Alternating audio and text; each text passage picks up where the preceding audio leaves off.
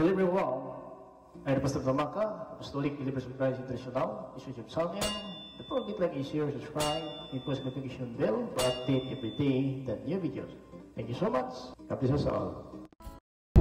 Magandang umaga po sa lahat sa ating mga viewers, listeners dito po sa ating channel sa Facebook. Ngayong kapayapaan at habag biyan ng Diyos ay sa atin lahat sa magitan ng ating Panginoon si Kristo. Ito po yung lingkod yung Kristo Jesus, Pastor Tamaka, Apostolic Believers of Christ International.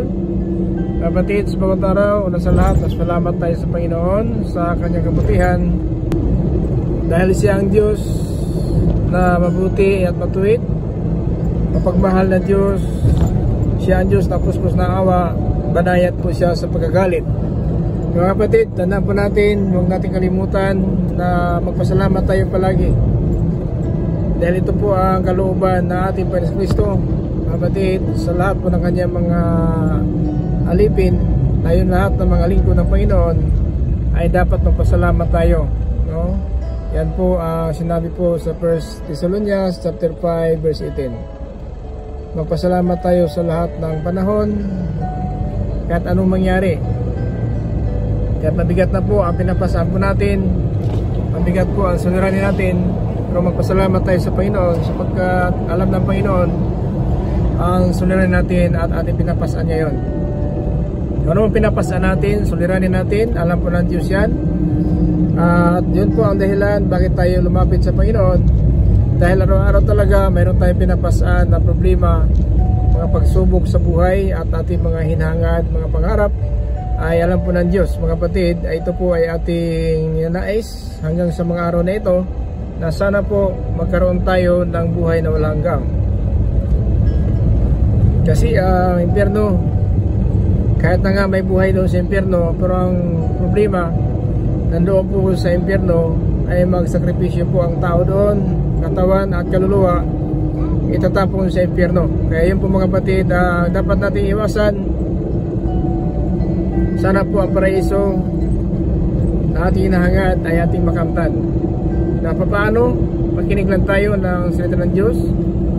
Ito pong aral ng Panginoon sa atin na sana po hindi po tayo maliligaw at hindi po tayo mawala, mga kapatid, sa ating pananampalataya.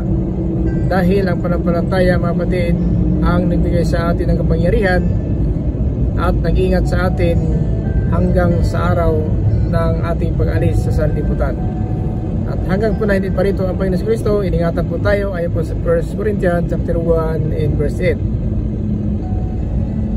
Ang Panginoon ang magpatatag sa atin hanggang sa kanyang pagbabalik upang huwag tayong pagwikaan. Na hindi po tayo napatatag ngayon sa ating pagkapastor, sa ating pagkristyano, manampalataya, ang nagpatatag sa atin ang Diyos.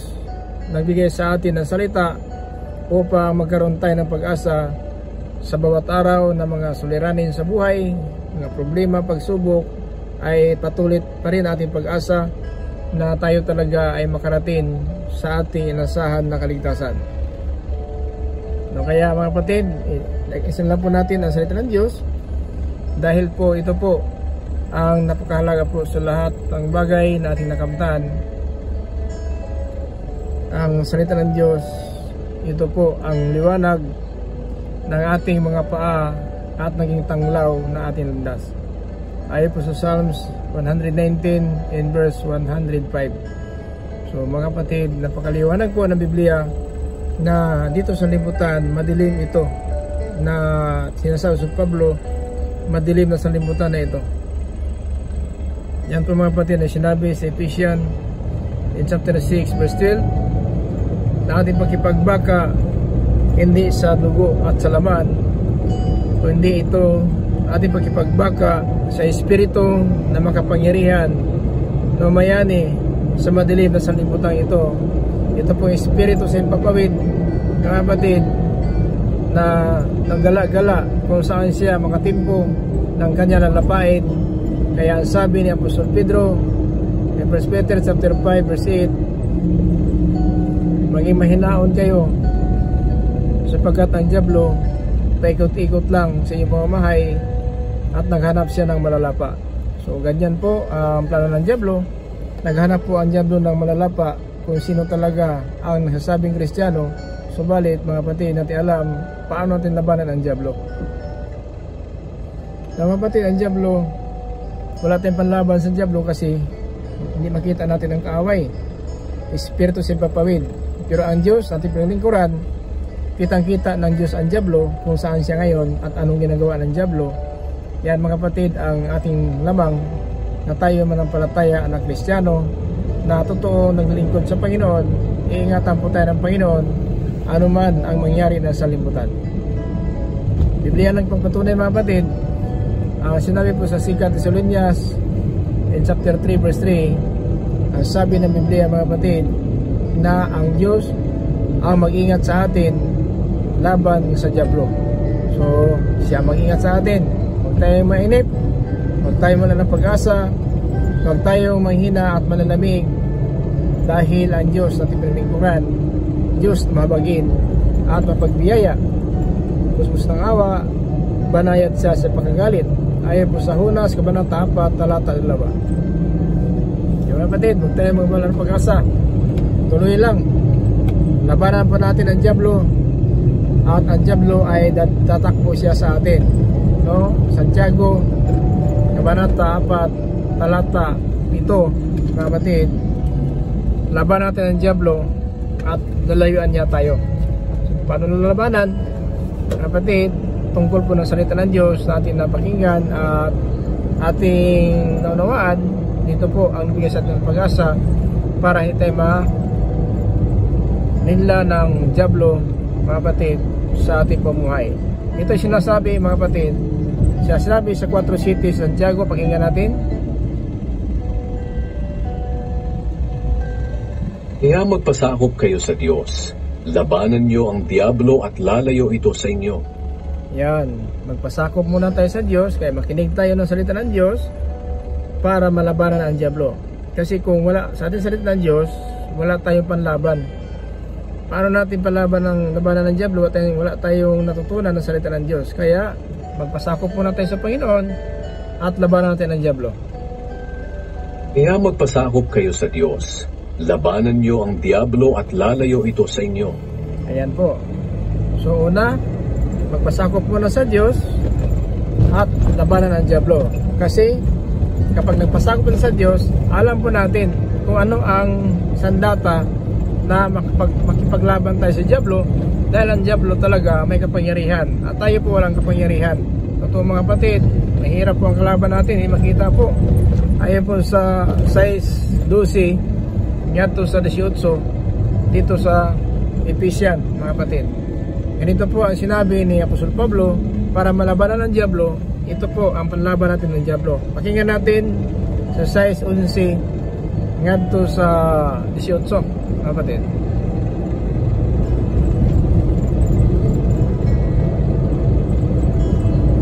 Gamitin niyo ang lahat ng kagamitang pandigma na ibinigay sa inyo ng Diyos para malabanan niyo ang mga lalang ng Diablo. Ayan po. So meron pang laban tayo na bigay ng Diyos. Kaya bago tayo makakaalam kung ano ang pandigma na ito, itong gagamitan ng pandigma, kung the armor of God, nakinig muna tayo, lumapit muna tayo sa Diyos. At dahil lumapit tayo sa Diyos, napakinggan po natin ang kanyang aral at paano natin labanan ang Diablo. So yun po mga kapatid na sabi sa Pablo sa 6:11 hanggang po sa 18 dito sa Ephesians. Gamitin niyo ang lahat ng kagamitang pandigma na ibinigay sa inyo ng Diyos para malabanan niyo ang mga lalang ng Diablo. Sapagkat ang kalaban natin ay hindi mga tao, kundi masasamang espiritu sa himpapawid, mga pinuno, may kapangyarihan at mga tagapamahala ng kadilimang namamayani sa mundong ito. Kaya madilim po ang mundo na ito. Ayon po siya sa Pablo, namamayani sa madilim na mundong ito. Madilim po ito sa harapan ng Diyos. At tayo po ay naliwanagan lang ng salita ng Diyos. Kasi dito tayo nalaman po natin ano ang dapat na pumuhay para malabanan natin, mga kapatid, ang Diablo. Ito po ang turo, mga kapatid, aral po sa atin ng Panginoon na kailangan natin isuot ang sandata na ito, kasi ito po ang panglaban natin sa Diablo. Kasi kung wala tayo dito, hindi tayo makalaban si Diablo. Verse 13. Gagamitin niyo ang lahat ng kagamitang pandigma na ibinigay sa inyo ng Diyos. Para sa oras na dumating ang kasamaan, ay magawa ninyong makipaglaban. At pagkatapos ng pagkikipaglaban, ay manatili pa rin kayong matatag. Ayan. So pinatala ng Biblia, kapag nasa atin ang sandata na ito, kahit nakipaglaban tayo ngayon sa ating pagkipagbaka sa Diablo, dito sa limutan, makatayo pa rin tayo. Ibig sabihin, hindi po tayo kayang itumba ng Diablo. Hindi po tayo mapuruhan ng Diablo kasi ang sandata nasa atin po. So anong sandata ito? Una, mga kapatid, pakinggan natin sa 14. Kaya maging handa kayo.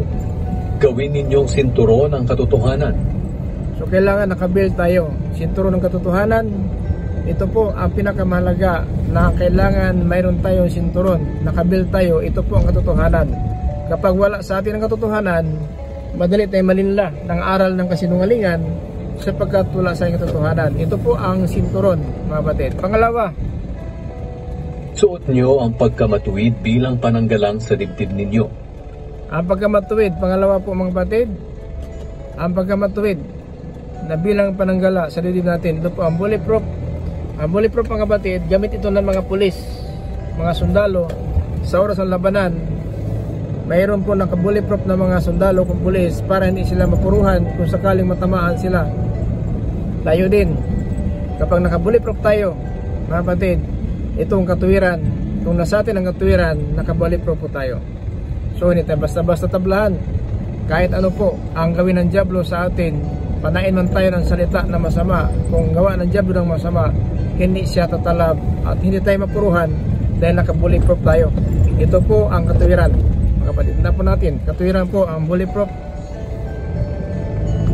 Yan po ang sinabi ng Biblia. Verse 15. Suot niyo bilang sapatos ang pagiging handa sa pangangaral ng magandang balita. Ang sapatos, ito ang pangangaral ng balita. So kapag mayroon tayong salita ng Diyos, itong magandang balita, ito po ang naging sapatos natin, mga kapatid. Ang magandang balita, sapatos po ito. Kaya kailangan natin, mga kapatid, ang salita ng Diyos, kasi hindi po tayo makapangaral ng magandang balita kung wala tayong alam na salita ng Diyos. Kaya tama Santiago, lumapit niya sa Diyos at labanan niya ang Diablo at daluyan niya kayo. So, paano labanan?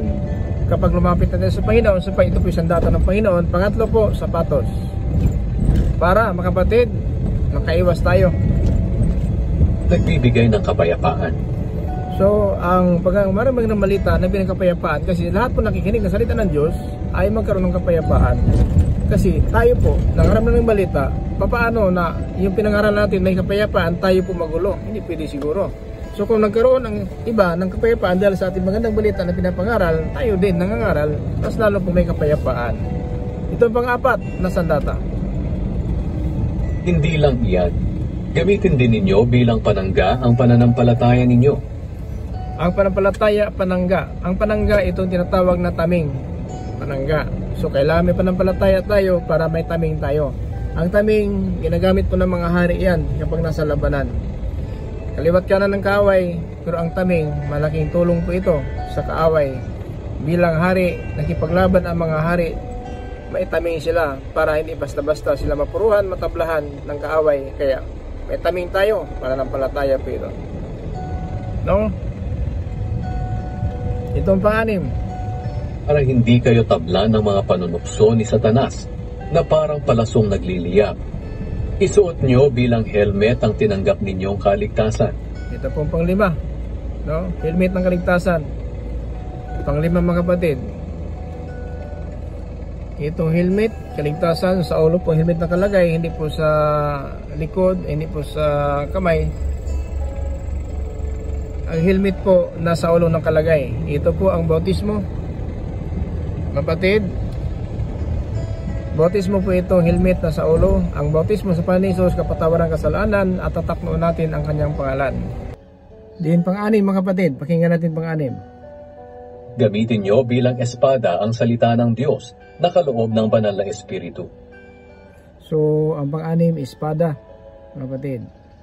Ito yung espada, salita ng Diyos. Ito mga kapatid, walang iba po, pamputol na ating masamang akala, masamang ugali, masamang naramdaman, masamang panalita. Mapuputol po ito dahil po salita ng Diyos. Napakinggan po natin at alam po natin ano ang kalooban ng Diyos. At ang pang-7, verse 18. At manalangin kayo sa lahat ng oras.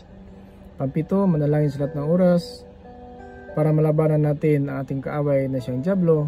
Huwag kalimutan manalangin sa lahat ng oras. Sa tulong ng banal na Espiritu, panalangin niyo ang lahat ng dapat ipanalangin. Huwag kayong magpabaya. Patuloy kayong manalangin lalo na para sa lahat ng mga pinabanal. So patuloy, huwag pabaya. Magpatuloy sa panalangin dahil ito po ang ating katayuan dito sa libutan habang naghintay tayo ng pagparito ng ating Panginoon.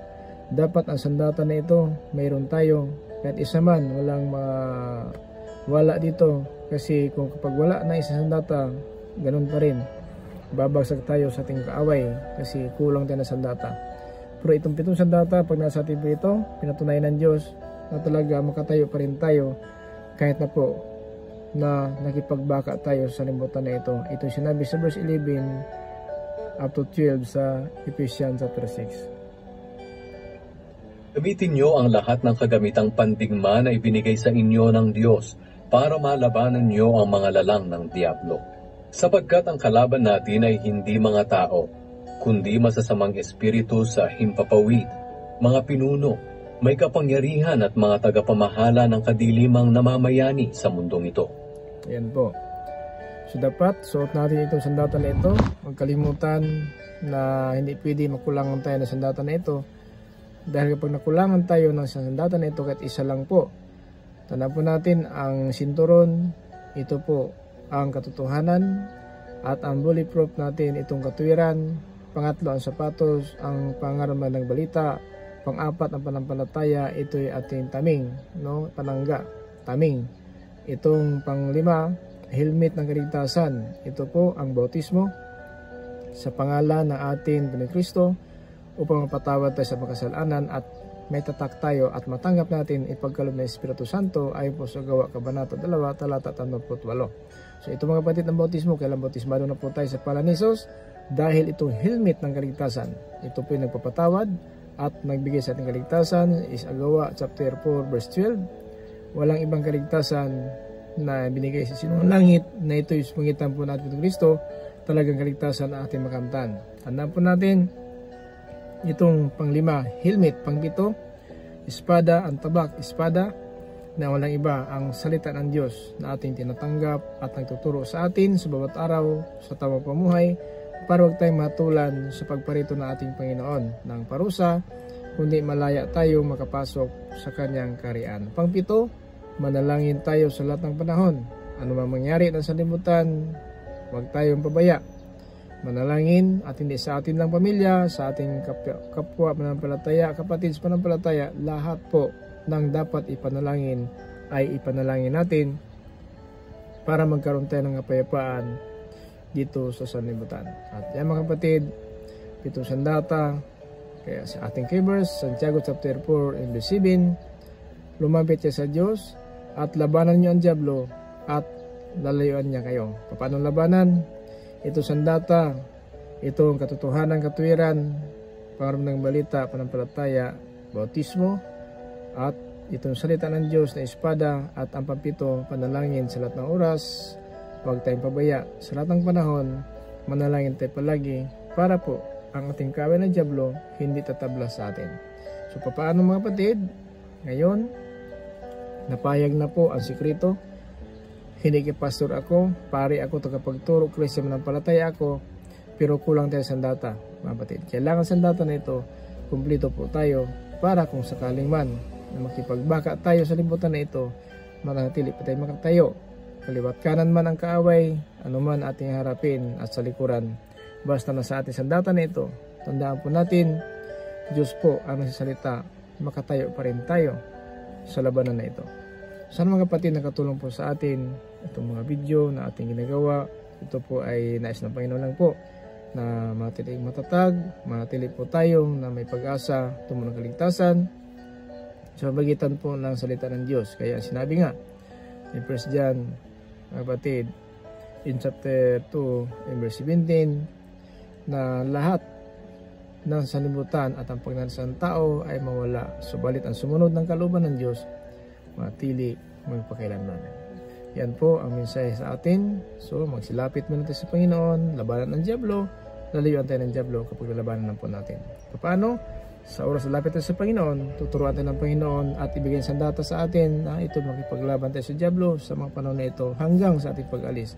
Ang Diyos magpatatag po sa atin in 1 Corinthians chapter 1 verse 8. Patatagin tayo ng Panginoon hanggang sa kanya araw ng kanyang pagbabalik upang mapatili tayo, mga kapatid, tandaan po natin na walang kapintasan at sa kanyang pagbabalik hindi po tayo pagwikaan, kundi ito po makapunta tayo sa ating nasahan buhay walang hanggang. Nakahanda na po ito para sa mga anak niya at mga lingkod ng ating Panginoon Kristo. Sana po makita ng Diyos at ng tao na sandata na ito na sa atin upang sila din magkaroon ng sandata na ito at lahat tayo sama-sama lalaban at matatag tayo makatayo at ang mangyari ng salimutan. Maraming salamat po ulit sa mga viewers natin. Listeners, dito po si channel sa Facebook. Nawing kapayapaan, habag ng Diyos ay sama sa atin lahat sa magitan ng ating Panginoon Kristo. Ito po rin Kristo Jesus, Pastor Tomac Apostolic, Believers of Christ International, Sinang Tomas, Grace, Mercy, in peace. Be with us, Jesus Christ. Amen.